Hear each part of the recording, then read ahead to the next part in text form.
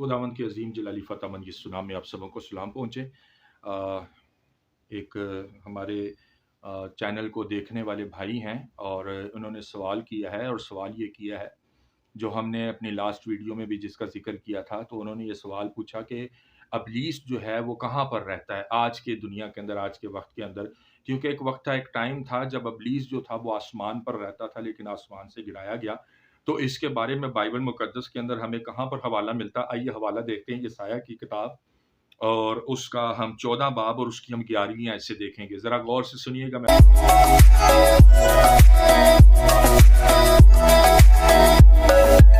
पढ़ता हूँ आपकी और अपनी रहनुमाई के लिए।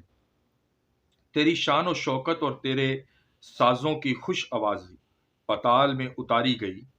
तेरे नीचे कीड़ों का फर्श हुआ और कीड़े ही तेरा बाला पोश बने। ऐ सुबह के रोशन सितारे, तू क्यों कर आसमान पर से गिर पड़ा? ऐ कौमों को पस्त करने वाले, तू क्यों कर जमीन पर पटका गया? तू तो अपने दिल में कहता था, मैं आसमान पर चढ़ जाऊंगा, मैं अपने तख्त को खुदा के सितारों से भी ऊंचा करूंगा और मैं शुमाली अतराफ में जमात के पहाड़ पर बैठूंगा। मैं बादलों से भी ऊपर चढ़ जाऊंगा, मैं खुदा ताला की मानिंद होऊंगा, लेकिन तू पाताल में घड़े की तह में उतारा जाएगा। मेरे अजीजों, यहाँ बाइबल मुकद्दस में हमें पता चलता है कि इब्लीस जो है ये आसमान पर था और आसमान पर होते हुए इसने इन बातों से, ये जो बाइबल मुकद्दस में लिखा गया हमें पता चलता है कि उसने घमंड किया अपनी ताकत पर, अपने अख्तियार पर, और उसने कहा कि सारा कुछ तो मैं ही चलाता हूँ, मैं ही करता हूँ, तो मैं तो खुदा की मानिंद हो जाऊंगा। मैं अपना तख्त जो है वो खुदा के तख्त से या उसके सितारों से भी ऊंचा ले जाऊंगा। यानी सितारे जो हैं, यहाँ पर फरिश्तों को जिक्र किया गया, फरिश्तों के बारे में कहा गया। सो मेरे अजीजों, बाइबल मुकद्दस ये बताती है कि इब्लीस को जमीन पर पटक दिया गया, जमीन पर फेंक दिया गया। लेकिन सवाल ये पैदा होता है कि वहां आसमान से तो जमीन पर पटक दिया गया, लेकिन वो कौन सी जगह थी या वो कौन सा मकाम था जहां पर इब्लीस को पटक दिया गया और जहां जिस किसी एक मकाम पर आकर इब्लीस तो गिरा होगा। तो बाइबल मुकद्दस उसके बारे में क्या बताती है और क्या सिखाती है हमें? आइए बाइबल मुकद्दस में से एक और हवाला देखते हैं। बाइबल मुकद्दस में मुकाशवा की किताब में चलते हैं और मुकाशवा की किताब मेरी सबसे पसंदीदा किताब है। इसके बारे में मैं हमेशा मुतालिया करता रहता हूँ और इसके अंदर से बहुत सारी बातें हमें पता चलती हैं और समझ आती है जब खुदावंद हमारी अकल और हमारे ज़हन को खोलता है। सो आइए बाइबल मुकद्दस मुकाशवा की किताब और उसका 12वां बाब है और उसकी हम 7वीं आयत से देखेंगे। आपकी और अपनी रहनुमाई के लिए पढ़ूँगा, आप गौर से सुनिएगा। फिर आसमान पर लड़ाई हुई। अब ये उसी लड़ाई की बात की गई है, ये उसी लड़ाई की बात हो रही है जो आसमान पर लड़ाई हुई है।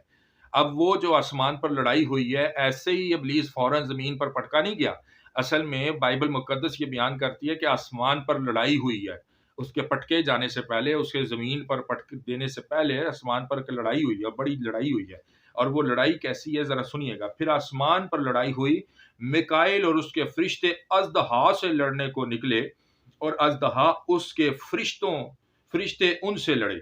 अजदहा और उसके फरिश्ते जो हैं, जो उसके साथ जिन्होंने मिलकर नाफरमानी की थी, इब्लीस ने खुद नहीं सिर्फ नाफरमानी की थी बल्कि उसके साथ मिलकर और फरिश्तों ने भी नाफरमानी की थी। इब्लीस और उसके फरिश्ते, अजदहा और उसके फरिश्ते मिकाएल और उसके फरिश्तों से लड़े हैं। आगे क्या हुआ सुनिएगा।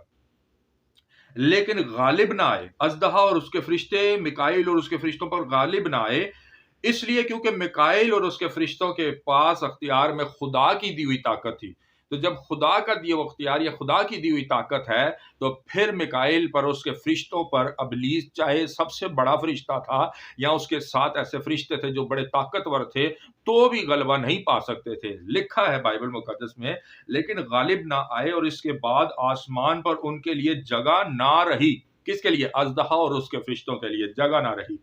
और वो बड़ा अजदहा, यानी वही पुराना सांप जो इब्लीस और शैतान कहलाता है और सारे जहान को गुमराह कर देता है, जमीन पर गिरा दिया गया और उसके फरिश्ते भी उसके साथ गिरा दिए गए। सिर्फ इब्लीस आसमान से नहीं गिराया गया बल्कि उसके फरिश्तों को भी जमीन पर फेंक दिया गया। अब गौर से सुनिएगा, यहीं पर आपको ये बात मिलेगी और पता चलेगा, बात समझ में आएगी कि किस तरीके से, कौन सी जगह या कौन सा मकाम था जहां पर इब्लीस को पटका गया और इब्लीस आकर गिरा है, यहाँ फेंका गया और इब्लीस आकर नीचे गिरा। जमीन के कौन से हिस्से में? जरा सुनिएगा। लिखा है बाइबल मुकद्दस में, फिर मैंने आसमान पर से ये बड़ी आवाज आती सुनी कि अब हमारे खुदा की निजात और कुदरत और बादशाही और उसके मसीह का अख्तियार जाहिर हुआ, क्योंकि हमारे भाइयों पर इल्जाम लगाने वाला जो रात दिन हमारे खुदा के आगे उन पर इल्जाम लगाया करता है, गिरा दिया गया, जमीन पर गिरा दिया गया। और वो बर्रा के खून और अपनी गवाही के कलाम के बायस उस पर गालिब आए, और उन्होंने अपनी जान को अजीज ना समझा, यहां तक के मौत भी गवारा की। पस ए आसमानों, जी, पस ए आसमानों और उनके रहने वालों, खुशी मनाओ, क्योंकि आसमान से तो शैतान गिरा दिया गया है, वहां तो खुशी मनाई जाए, वहां तो खुशी मनाने का कहा। लेकिन आगे क्या है? ए खुशकी और तरी तुम पर अफसोस, क्योंकि इब्लीस बड़े कहर में तुम्हारे पास उतर कर आया है, इसलिए कि जानता है कि मेरा थोड़ा सा ही वक्त बाकी है। अब बाइबल मुकद्दस में लिखा है कि ए खुशकी और तरी तुझ पर अफसोस। जरा दिमाग लगाएं और जरा सोचें कि जमीन पर वो कौन सी जगह है जहां पर खुशकी और तरी दोनों मौजूद होती हैं।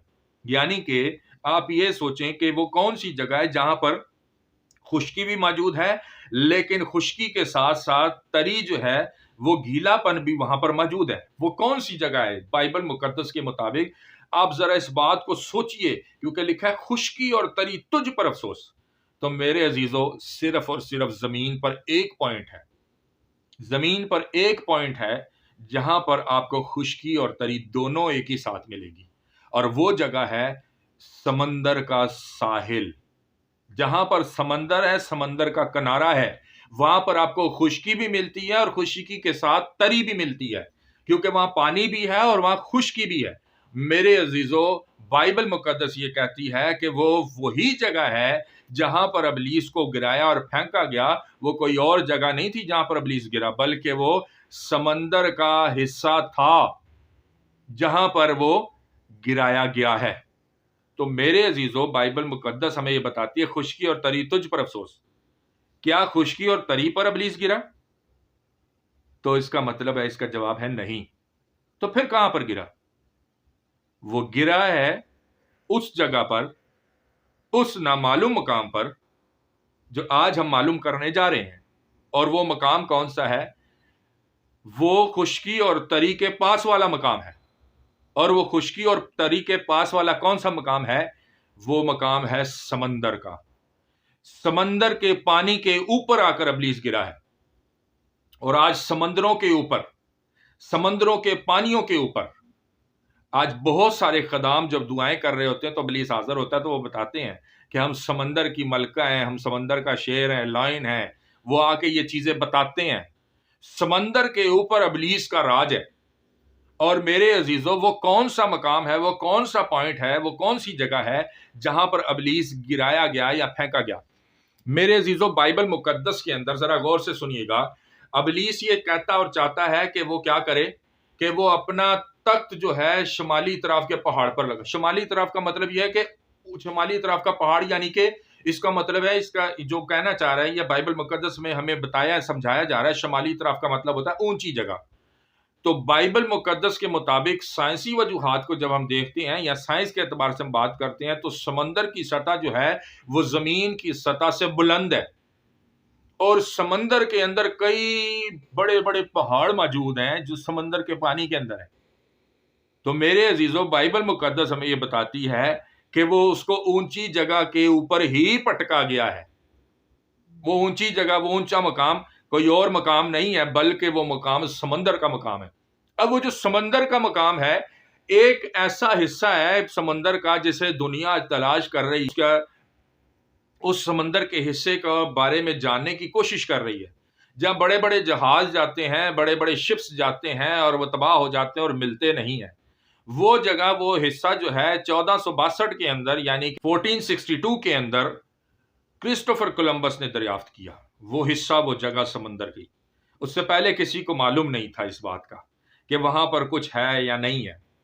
वो जगह, वो मकाम जो है, जो 1462 में क्रिस्टोफर कोलंबस ने अमेरिका दरियाफ्त करने के दौरानिया जो है, जिस जगह पर वो, जो जगह उसने दरियाफ्त की, वो जगह समंदर में थी। और वो जगह जो समंदर में थी, उस जगह के अंदर वो फंसा है, और उस जगह को बरमूदा ट्रायंगल कहते हैं। उस बरमूदा ट्रायंगल के अंदर ही इब्लीस का राज है, इब्लीस की सल्तनत है, इब्लीस के रहने की जगह है। इब्लीस बरमूदा ट्रायंगल के अंदर ही मौजूद है। बहुत सी दलील दे सकता हूं। पहली चीज, बरमूदा ट्रायंगल के ऊपर के पानी से लेके एक ऐसी चीज है, ऐसी एक वेव है या एक ऐसी शुआ है, ऐसी शुआएं हैं जो समंदर के ऊपर से उठ रही हैं, और वो शुआएं जो हैं वो आसमान तक जा रही हैं। हत्ता कि समंदर के उस हिस्से के पास कोई जहाज या बहरी जहाज आए, यहां तक के ऊपर से भी कोई चीज उसके गुजर नहीं सकती। इसका मतलब ये हुआ कि ये जो समुंदर का हिस्सा बरमूदा ट्रायंगल है, इसका तलक जो है वो आसमान के, इसका तलक जो है जो बरमूदा ट्रायंगल का, जिससे शुआएं उठ रही हैं और ऊपर आसमान तक जा रही हैं और किसी को नहीं पता है कहां तक जा रही हैं, ये शुआएं जो उससे उठ रही हैं और आसमान की तरफ जा रही हैं, तो ये हमें बताती हैं कि इस बरमूदा ट्रायंगल का तलक कुछ ना कुछ आसमान से जुड़ा हुआ है। तो मेरे अजीजों, इसका तल्लक यही है कि जो बरमूदा ट्रायंगल पे पटका गया, बरमूदा ट्रायंगल में उस समंदर के हिस्से में फेंका गया, वो आसमान से ही फेंका गया है। वो शुआएं जो आसमान की तरफ जा रही हैं समंदर से उठती हुई, वो इस बात को हमें साबित करती हैं कि इस समंदर के हिस्से का तल्लक जो है आसमान से है। दूसरी चीज, इब्लीस हमेशा खुदा की नकल करता आया है। इब्लीस हमेशा खुदा के जो काम खुदा ने किए वही इब्लीस ने रोए जमीन पे करने की कोशिश की है। अब उसने क्या किया? उसने ये किया कि इब्लीस, खुदा ने अपने नबियों को भेजा। उन नबियों के दौर में बहुत से ऐसे लोगों को इब्लीस ने भेजा जो इब्लीस की तरफ से थे, इब्लीस के हम शक्ल थे, इब्लीस के काम करते थे।